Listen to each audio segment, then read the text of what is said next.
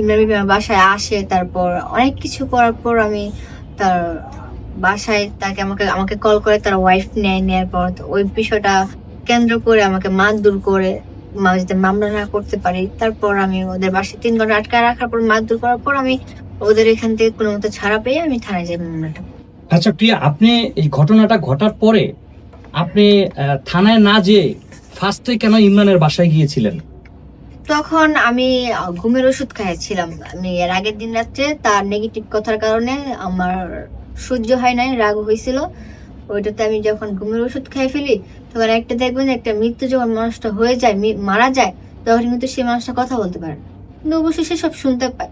ওইরকম আমি হয়ে গেছি। আমি 6টার মতন ঘুমের ঘুরি ফেলছিলাম, যেটা আমি সব শুনতে পারতেছি কিন্তু কিছু করতে পারতেছি না, বা মুখ থেকে কথা বের করতে পারতেছি না। ওইটার কেন্দ্র করে আমি এতটুকু পারছি, যেটা তার মাস্কটা আমি আমার বাসায় ছিঁড়ে রেখে দিছি।